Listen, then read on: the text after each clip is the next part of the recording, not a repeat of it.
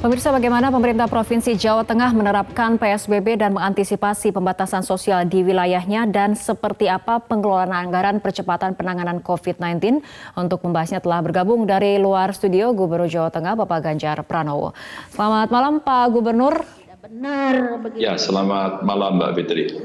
Ya, Pak Gubernur, apakah sejauh ini sampai hari ini Pemprov Jawa Tengah sudah mengajukan PSBB kepada pemerintah pusat? Sampai hari ini belum. Apa yang menjadi pertimbangan belum mengajukan status ataupun penerapan PSBB di wilayah Jawa Tengah? Ya, kami menghitung dengan baik dengan kawan-kawan bupati, wali kota, setelah ada keputusan mulai dari Perpu PP sampai dengan Kepres, agar masing-masing menghitung kondisi yang ada, dan tentu saja sekarang kita mencoba untuk menghitung dari berbagai lini. Umpama kalau kita melihat bagaimana pergerakan atau kondisi pasien yang dirawat, lalu yang berikutnya bagaimana mereka orang-orang yang pulang kampung begitu, dan ini coba kita hitung, kita analisis.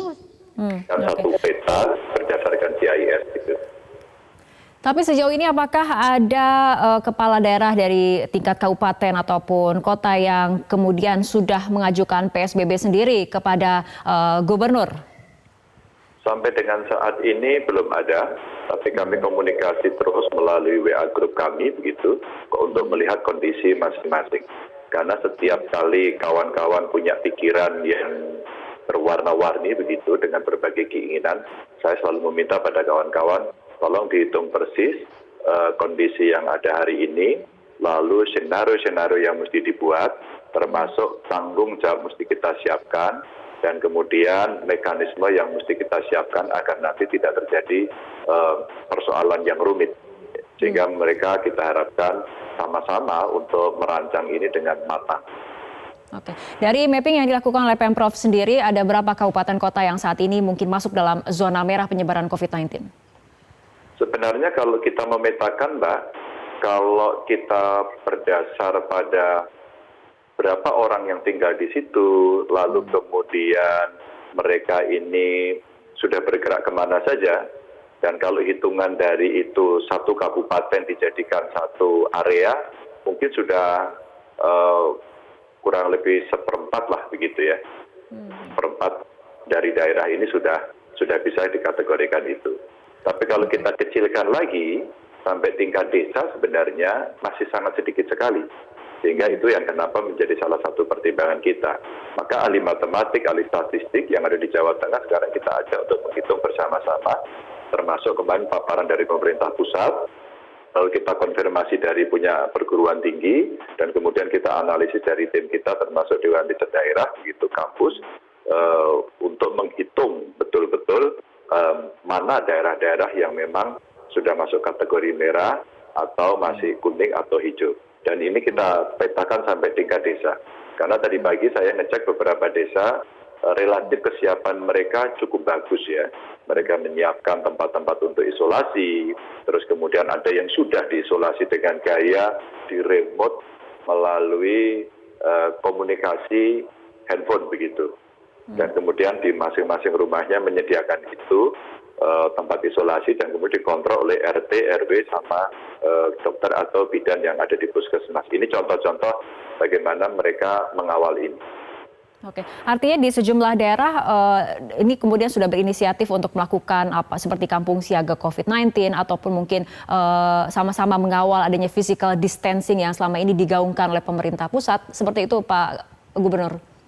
Iya, betul sekali. Tapi kalau kita bicara physical distancing, enggak, kita agak tidak disiplin pada soal itu. Maka Mbak, kita berinovasi di tingkat desa, mereka melakukan patroli, terus kemudian membuat pintu masuk hanya satu pintu saja.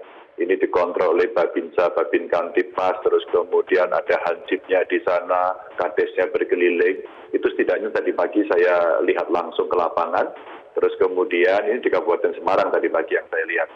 Besok pagi saya akan bergerak ke Pantura untuk melihat persiapan itu. Namun dari laporan bupati-bupati rata-rata mereka punya mekanisme itu. Hanya saya mengingatkan saja, arus logistik jangan dihambat. Lalu mekanisme pengecekan khususnya buat tamu-tamu yang datang dari luar mesti agak sedikit disiplin. Tapi kalau yang sudah masyarakat dikenal tiap hari, mereka sudah tahu. Terus kemudian kita dorong agar mereka sekarang menggunakan masker, Mbak. Sekarang kita dorong industri-industri rumahan ini untuk membuat masker agar semua orang pakai masker. Karena itu yang lumayan akan bisa mencegah, karena itu tadi physical distancing-nya kan kita tidak terlalu bagus begitu ya. Ini yang dilakukan di level desa. Baik, Pak Gubernur, ini mengenai anggarannya sendiri, mengenai focusing anggaran untuk penanganan COVID-19 ataupun mungkin refocusing dari anggaran yang ada selama ini, seperti apa Pak? Iya, kami komunikasi intens dengan kawan-kawan DPRD dan alhamdulillah DPRD Provinsi Jawa Tengah support betul pada soal ini. Mereka juga menyiapkan senario-senario anggaran yang ada di DPRD sendiri akan dilakukan refocusing untuk membantu merespon pandemik ini. Dari pemerintah kita sudah melakukan, Mbak, kita sudah menghitung bagaimana jaring pengaman sosialnya kita siapkan. Kita menghitung kurang lebih 1,8 juta yang akan kita bantu. Kita bekerja sama dengan Kemensos, apa yang menjadi keputusan Pak Presiden Pak Jokowi kemarin itu kita sinkronisasi. Kawan-kawan kabupaten juga sudah melakukan hal yang sama. Saya kira di tingkat kabupaten hari ini rata-rata ada 30 miliar, 50, 70, 60 begitu. Ada satu kabupaten di Wonogiri sampai 100 miliar lebih. Dia melakukan refocusing. Nah, provinsi kami bisa melakukan pada tindakan awal ini kurang lebih 1,4 triliun untuk merespon tahapan pertama. Dengan satu harapan kalau ini kita bisa membuat pelandaian kurva dari perkembangan penanganan COVID ini, mungkin ini akan bisa lebih safe. Tapi kalau tidak, kita sudah nyiapin plan B-nya agar kemudian beberapa anggaran-anggaran yang masih bisa kita geser kita siapkan lagi. Setidaknya kita masih butuh mungkin sekitar 3,6 kali ya. Oke. Tapi dari 1,4 triliun ini, apa kemudian prioritas yang akan disusun oleh Pemprov Jawa Tengah? Apakah kemudian untuk jaring pengaman sosial atau kemudian untuk tenaga medis yang mungkin saat ini alat-alat kesehatannya masih terus kemudian diminta disupport dari pemerintah daerah? Ya, betul sekali. Jadi ada 3 yang kita prioritaskan. Yang pertama adalah dari jaring pengaman sosial. Yang kedua adalah aspek ekonomi itu untuk merescue mereka yang usaha kecil menengah dan nampaknya ini yang akan terjadi ledakan. Lalu yang ketiga adalah yang kesehatan tadi.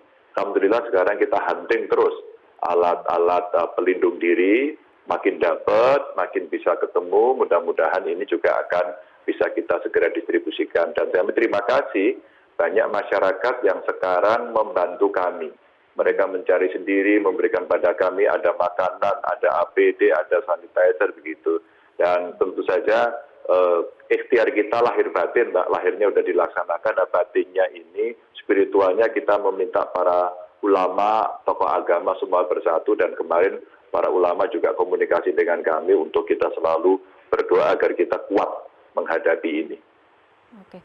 Kemudian kami juga mendapatkan informasi bahwa Permenkes terkait PSBB ini disebutkan sudah rampung. Tanggapan dari Pemprov Jawa Tengah seperti apa, Pak? Saya kira itu akan bagus banget ya, akan membantu daerah agar menentukan kriterianya. Maka tadi untuk penentuan PSBB-nya agar tidak dengan selera. Kan ada 2, Mbak. Satu berani banget, tapi mungkin interpretasinya sendiri, berani banget. Yang kedua memang belum mengerti. Saya kira guidance dari Kemenkes ini menjadi penting. Harapan saya memang ada ukuran-ukuran yang secara ilmu kesehatan itu bisa menjadi pegangan kita. Umpama, satu desa kalau sudah ada yang satu positif begitu, terus kemudian dia dilakukan PSBB, satu desa. Kalau dalam hal terjadi 2 atau 3 desa yang berdekatan seperti itu, mungkin satu kecamatan. Kalau kemudian dari satu kabupaten sekian kecamatan, katakan sudah ada yang positif, maka ini satu kabupaten. Nah, yang begini-begini ini sebenarnya perlu menjadikan guidance kita, sehingga kalau itu bisa kita jadikan pedoman, kawan-kawan ini kan sangat mudah nanti untuk menentukan itu dengan perhitungan statistiknya termasuk matematisnya begitu. Oke, berarti Permenkes terkait PSBB ini akan menjadi panduan yang tegas untuk menentukan kriteria daerah mana yang bisa menerapkan PSBB. Tapi kembali pada anggaran untuk Permendagri sendiri, bagaimana kemudian koordinasi dari pemerintah daerah ataupun pemerintah provinsi ke Kementerian Dalam Negeri untuk kemudian tadi mengatur mengenai anggaran untuk penanganan COVID-19? Kalau dari Kementerian Dalam Negeri sebenarnya memberikan keleluasaan justru kepada daerah. Dengan spirit otonomi daerah, kewenangan ada di kami kok. Ada di provinsi, ada di kabupaten kota. Surat yang dikirimkan dari Kemendagri sebenarnya sudah sangat jelas, refocusing, relokasi, realokasi itu sudah diberikan. Relatif sebenarnya seluruh kepala daerah sudah sangat tahu. Nah tinggal Mbak, sebenarnya kita sinkronisasi saja, agar tidak ada overlap. Umpama ya, sebenarnya berapa mereka yang dijamin oleh Kementerian Kesehatan atau oleh Kementerian Sosial atau oleh pusat yang selama ini mendapatkan PKH, terus kemudian mendapatkan jaminan-jaminan, ya kesehatan dan sebagainya berapa. Biasanya ini masuk desil 1-2. Nah ini kita menghitung sekarang sampai desil 3-4, di mana kemungkinan ada yang terkena PHK, mereka yang tidak bisa bekerja, buruh harian dan sebagainya, ini mesti kita hitung ulang. Nah ketika kemudian dihitung, data paling bagus sebenarnya dari desa. Ketika kemudian ini terkoordinasikan dengan sangat baik oleh kabupaten kota, maka provinsi bisa melakukan akumulasi atau agregat dari semuanya itu kita kumpulkan. Kalau itu iya, maka kita berbagi Mbak. Tadi kabupaten yang sudah punya anggaran berapa, provinsi berapa, dikasihnya bareng-bareng. Nah nanti termasuk yang dari pusat yang 400 sekian triliun yang disiapkan Pak Presiden Jokowi itu sebenarnya akan sangat bisa fokus nanti, tidak salah sasaran begitu. Baik, terima kasih Bapak Ganjar Pranowo, Gubernur Jawa Tengah telah berbincang bersama kami dalam Prime Time News untuk malam hari ini.